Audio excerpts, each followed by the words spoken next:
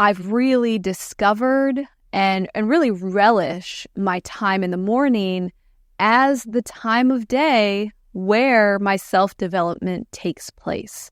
And it really sets that foundation for the direction that your life is going to take.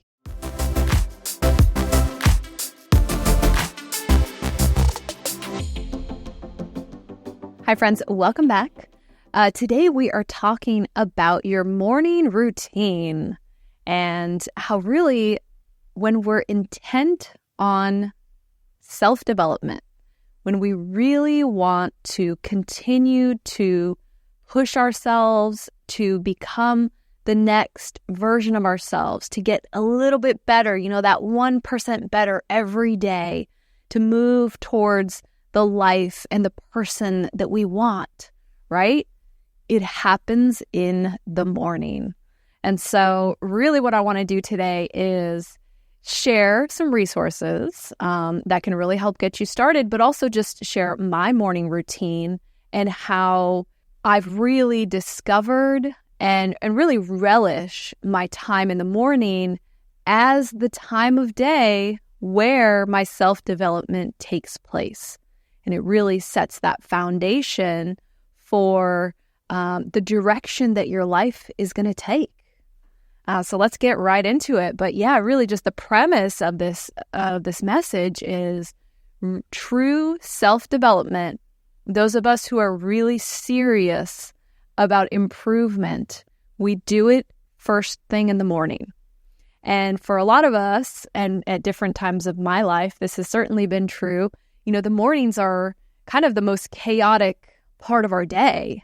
And when we kind of play that game of hitting the snooze button or trying to sleep as long as we can, that last second of sleep before we have to get up and we have, responsibilities and obligations and getting people ready and getting ourselves ready and all of that, right? The mornings can be absolutely hectic.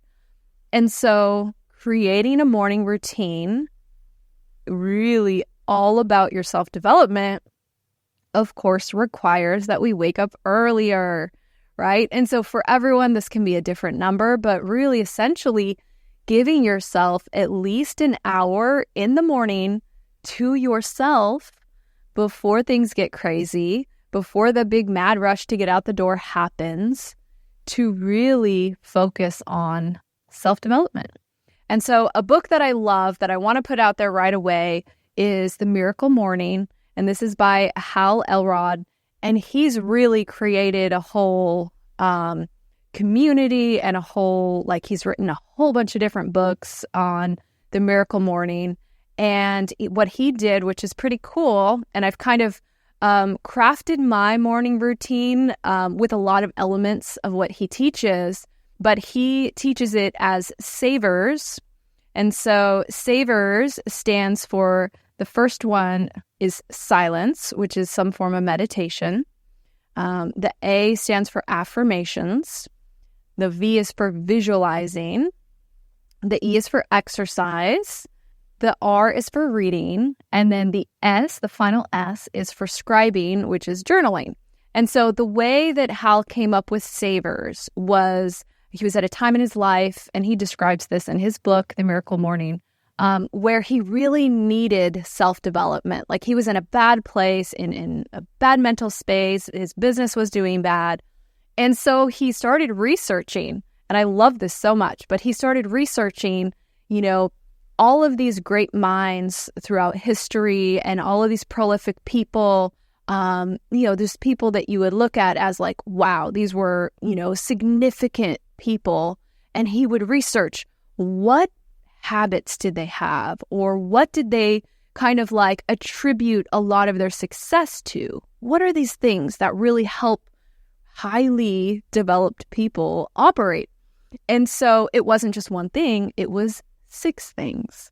And so, again, I just love his mentality, but he's like, well, I don't want to just do one of these things that help develop someone into a great person. He's like, I want to do all 6 of them. But obviously, there's time constraints. And so he said, I'm going to do each of these for 10 minutes every morning. If you think about that, so 10 times 6, that's 1 full hour. And so he's like, all I have to do is get up 1 hour earlier and then set my timer and just do this for 10 minutes and then the next one for 10 minutes. And so I've kind of taken his whole thing and I've added some things just for myself. But it's so cool when you realize you only have to do this for 10 minutes. And he goes on to say in his book, like, you actually don't even have to do it for 10 minutes. You could do, he described one day when he was really late and he did each of his savers for 1 minute. So he's like, I have 6 minutes I can spare. I'm going to do each of these great habits for 1 minute versus not doing them at all. And so you can still see a benefit from just spending 6 minutes on self-development versus 0 minutes, right? So for me, when I wake up in the morning, the first thing that I do, and I really learned this from my friend Sean Stevenson. This is one of the things that he really talks about, and he got into my head. But I drink 16 ounces of water. Like, that's the first thing I do is just down all of that water. And he calls it an inner bath. But it's like, okay, let's get this hydration going. Let's get this down before I get to have a coffee or anything else. That's the first thing that I do. And then I have this mat. It's from Higher Dose, the company. But it's basically like a negative ion. It's heated. There's like magnetics and like crystals in it. And so I turn my mat on, and this is where I will sit, and it's like in front of a beautiful window, and it heats up, which is nice, especially in the colder months. But it's like, okay, set the timer, 10 minutes of meditation. And I love meditation. I know we've done episodes on meditation, but it's easy to fall out of the habit of doing meditation every day. And like so many of these self-development rituals or habits, they really gain they gain strength and they make an impact when we do them consistently, right? You can meditate 1 day a month for the rest of your life, and sadly, it's not really going to do anything, because what we do when we do something every day is we really strengthen the neural pathways in our brain. We change the way our brain is wired when we consistently do it every day. And that's what's so powerful about this idea, Hal Elrod's idea of 10 minutes a day for all of these little habits that are going to change. They're going to rewire your brain. And this really makes me think of Maxwell Maltz and psychocybernetics, where, he always talks about going into the theater of the mind and really creating these things in your mind so that they can then manifest in your life. And so this is a way of just making sure that you spend that 10 minutes a day. So that first 10 minutes is silence, and it always takes, a minute or so to really settle into it and to really get into a place where we're calming, the mind chatter, and we're getting to a place of connection with consciousness and just really having this ability to calm the noise in our mind. And again, when we do it every day, even for as little as 5 or 10 minutes, you're rewiring your brain. And so this comes in handy so many times when your day really gets started and you're dealing with the chaos of the world and of life. And now you have a brain that's wired to be able to shut out the noise, right? And to find that calm, find that center. That's an invaluable tool. And we think of people who have, a high level of self-development and they're able to do a lot with their life. They have this emotional discipline. They have this ability to stay calm under pressure. Well, that's not something you're just born with. That's something that you build, and you can build that by every day spending that 5 or 10 minutes doing your meditation. So the second one being affirmations. And this one, I've always known like affirmations are good. What's really interesting is how when you kind of get into this habit of, okay, for 10 minutes a day, I'm going to sit here and I'm going to really open myself to positive affirmations. It it's so cool how your brain will start to come up with them for you. This has been my experience, where it's almost like, this is the affirmation that I needed today. And something that's important about affirmations is not to just tell yourself something that's not true, right? Like an affirmation that I would not use would be like, my podcast gets 1 million views, right? That would just be a lie, right? I hope that one day I can build an audience where I impact 1 million people. And so I could frame an affirmation in that way.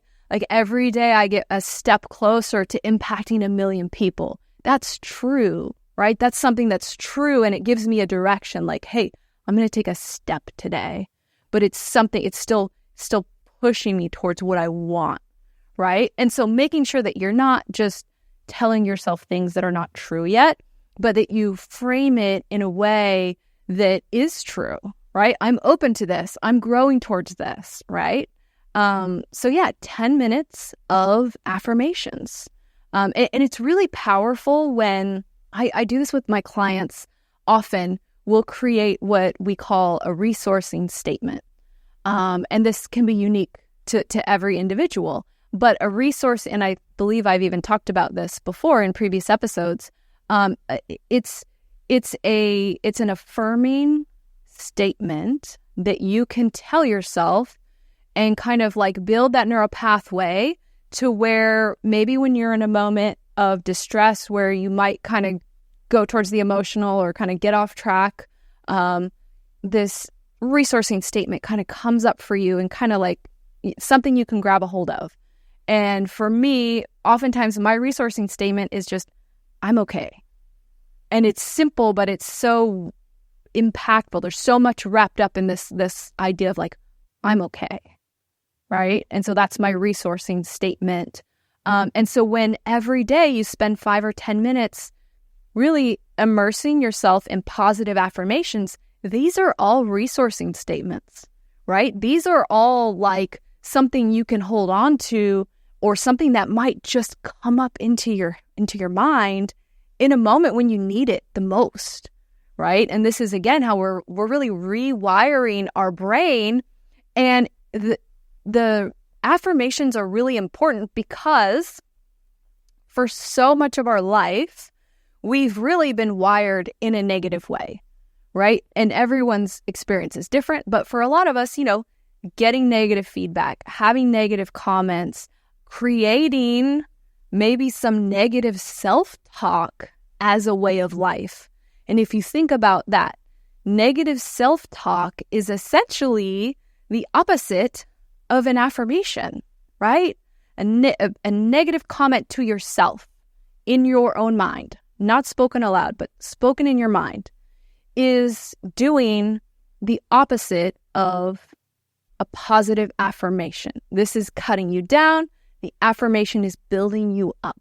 And it's so easy and so common and normal for us to have so many negative self-commentary, so much negative self-talk that's just automatic, right? It's wired in there and we have to unwire it. And so one of the greatest ways that we can really rewire and take away the negative self-talk is replacing it with these affirmations. So after we do the affirmations, it's 10 minutes. And again, 10 minutes is so non-intimidating, right? Like, especially if like things are quiet in the morning, you already had your water. So now I'm like sipping on a nice coffee and I got my cat next to me on the heated mat. It's beautiful, right? I've got my rose garden that I spent so much time working on out the window. It's such a restorative experience where it's like, yes, you gave up an hour of sleep, but you are being restored in so many ways. And we are building these connections in our mind for positive affirmations. And so this next one is visualizing. And so going back to my buddy there, Maxwell Maltz, who, is really the pioneer of this idea of do things in your mind, right? Like the theater of the mind. We can create all of this, but it happens in our mind first.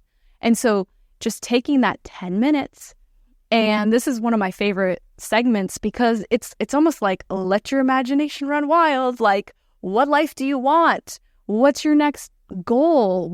How is today going to go? Like, you can go so many places with visualizing. It's such a powerful way to propel us in life, because it's easy to get into this habit or this rut of, we have ideas, we have dreams, but it's sort of like sometime in the future I'll do it, right? And there's this big gap between like life and then these ideas we have. And so this 5 to 10 minutes of visualizing, like, what's the life I want? What's the direction I want? What's the next version of me? Like, what's the next thing I'm going to focus on and conquer, right? What are the habits that I need to instill to get to this next place? It's bridging the gap between today's life, who you are today, and then where you want to go, who you want to be. We're not going to just wake up one day and be there, right? We have to create a roadmap. And so this 5 to 10 minutes of just visualizing, where you can kind of just let your imagination run wild and really realize the power in that.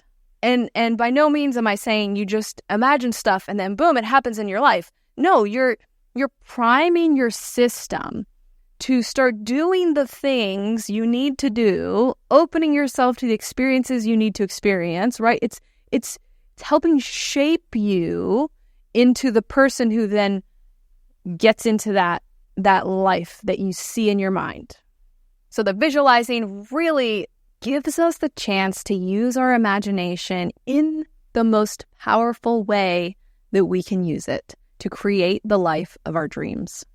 Okay, so the next part of Hal's Savers is exercise. And for me, I save that for later in the day because exercise is already part of my life. It's already part of my daily life. And so I don't need to fit it into this, portion of my morning. Although that being said, there are some mornings where I am feeling a little more just revving to go, and I will do, I'll do some ab work or some core work there on my mat for 5 or 10 minutes.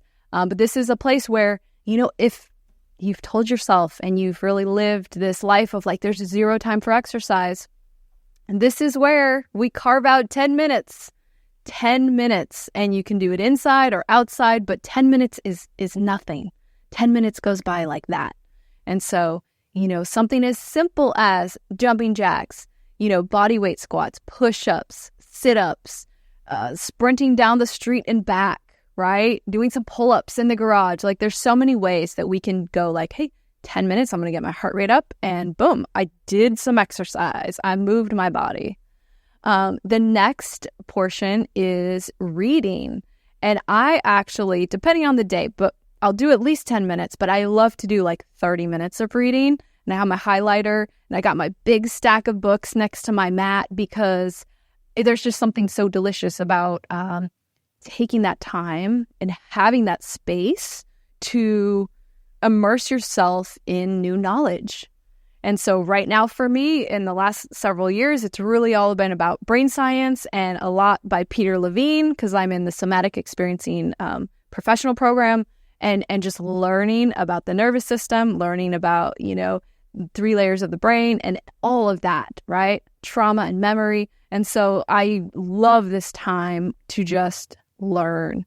And so Hal really recommends that whatever you read in your 5 to 10 minutes or longer, if you have more time, it's something that's nonfiction, and it's really aimed at helping you in an area of your life that you want to develop, right? And so that could be anything. If you're in a period of your life where you're like, hey, weight loss is the most important thing for me right now.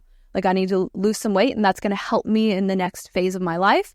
Then maybe you'll start, reading some books about fasting or reading some books about your metabolism, whatever it might be for you.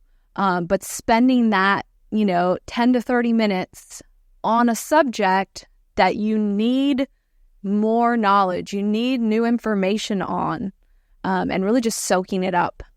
And then the last S of savers is for scribing, which is really journaling. And this is something where taking just a little bit of time to notice what comes up as important in your mind, whatever that might be. And it's going to be something different every day. And just taking those few minutes to type it out or jot it down. And for me, I have a little Google Doc on my phone, and I just spend 10 minutes just getting out whatever's on my mind, whatever's feels important today, or whatever's like my next thing, right? And taking the time to do that every day really does help organize, I think, our thoughts and our priorities. And then it's also very interesting to go back and to read through it and to notice and remember, like, oh yeah, I was going through that a month ago and I'm here now. And really to get some, like a bit of a history and a bit of a narrative of our life and where we're going. So for me, after that, I'm finished with all that. I go outside and I do my 3-minute plunge tank, which is the most invigorating thing. And it's like the last thing on my checklist before, like, okay, I'm good for the day. I'm very fully awake now. I've done my self-development, right? I've learned, I've visualized, I've affirmed myself, I quieted my mind, I did all of this stuff.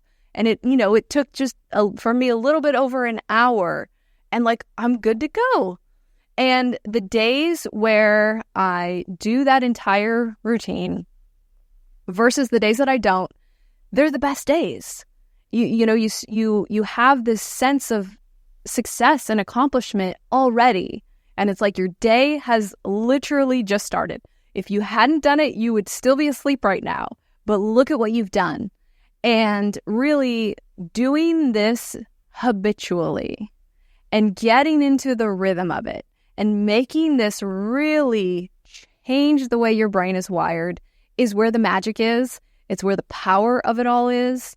And really just one last thought is making your morning routine your own, right? And I think I love, how Elrod in his book, The Miracle Morning, really has it all specced out. But even he is like, look, you have to make this your own. This has to really resonate with you on a deep level of like, yes, I believe in all of this. This is all helping me, and I'm passionate about doing this. And then allowing yourself to get the first 30 days under your belt, because we know, the first 30 days is really the hardest. And then after 66 days really is when it should become very easy. Like now it's automatic.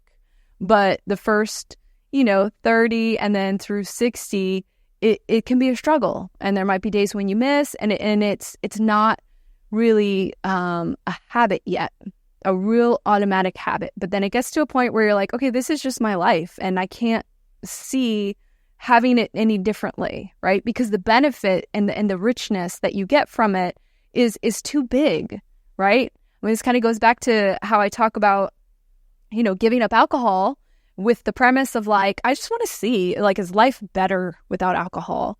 And then finding out like, oh, wow, my life is better without alcohol. And then like, why would I go back to it? And so with the morning routine, it's like doing it for, that 30 or 60 days to just see, like, is life better?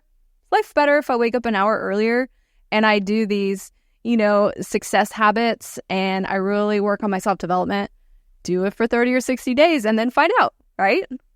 All right, I hope you got some value out of this message. Thank you so much for watching. Please like and subscribe or share this with a friend. If you have a friend who's maybe struggling right now, another really incredible benefit of starting this morning routine is how it improves our mental, emotional health, and really just kind of like gives you hope. Like if you're, kind of like how Hal, when he started, was just in a bad place, like a dark place. And this is almost like igniting hope, igniting momentum, igniting excitement, right?